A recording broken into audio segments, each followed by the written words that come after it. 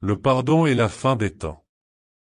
À quel point es-tu désireux de pardonner à ton frère? À quel point désires-tu la paix au lieu d'une lutte sans fin, de la misère et de la douleur? Ces questions sont les mêmes, sous des formes différentes. Le pardon est ta paix, car en lui réside la fin de la séparation et du rêve de danger et de destruction, de péché et de mort, de folie et de meurtre, de chagrin et de perte. Voilà le sacrifice que demande le salut, au lieu de quoi, avec joie, il t'offre la paix. Ne jure pas de mourir, ô saint Fils de Dieu. Tu passes un marché que tu ne peux pas tenir. Le Fils de la vie ne peut pas être tué. Il est immortel comme son Père. Ce qu'il est ne peut être changé. Il est la seule chose dans tout l'univers qui doit être une. Tout ce qui semble éternel aura une fin. Les étoiles disparaîtront, et de nuit et de jour, il n'y en aura plus. Toutes les choses qui vont et viennent, les marées, les saisons et les vies des hommes, toutes les choses qui changent avec le temps, qui fleurissent et se fanent, ne reviendront plus.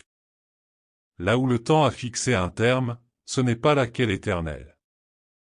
Le Fils de Dieu ne peut jamais changer par ce que les hommes ont fait de lui.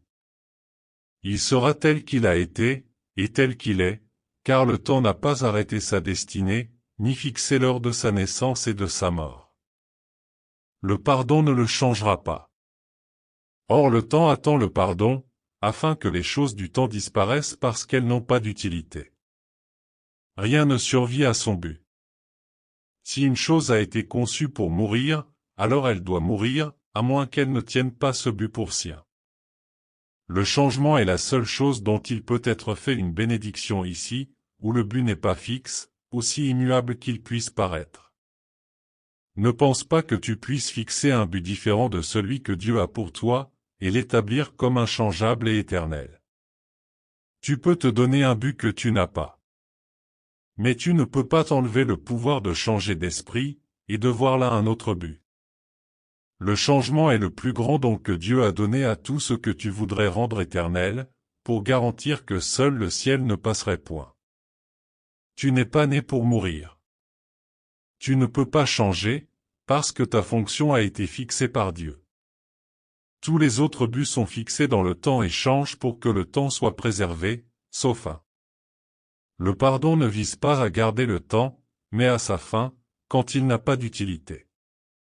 Son but terminé, il a disparu. Et là où il avait un emblanc d'empire, et maintenant rétablit la fonction que Dieu a établie pour son Fils en pleine conscience. Le temps ne peut pas fixer un terme à son accomplissement ni à son inchangeabilité. Il n'y a pas de mort parce que les vivants partagent la fonction que leur Créateur leur a donnée. La fonction de la vie ne peut pas être de mourir. Ce doit être l'extension de la vie, afin qu'elle soit une à jamais et pour toujours, infiniment. Ce monde te liera les pieds, t'attachera les mains et tuera ton corps seulement si tu penses qu'il a été fait pour crucifier le Fils de Dieu. Car quoique ce fût un rêve de mort, tu n'as pas besoin de le laisser représenter cela pour toi. Laisse cela être changé, et il n'est rien au monde qui ne doive aussi être changé. Car il n'est rien ici qui ne soit défini comme étant ce à quoi tu le crois servir. Comme il est beau, le monde dont le but est le pardon du Fils de Dieu. Comme il est libre de la peur, comme il est rempli de bénédictions et de bonheur. Et quelle joie c'est de demeurer un court moment dans un lieu si heureux. On ne peut pas non plus oublier, dans un tel monde, que ce n'est qu'un court moment. Jusqu'à ce que l'intemporel vienne quiètement prendre la place du temps.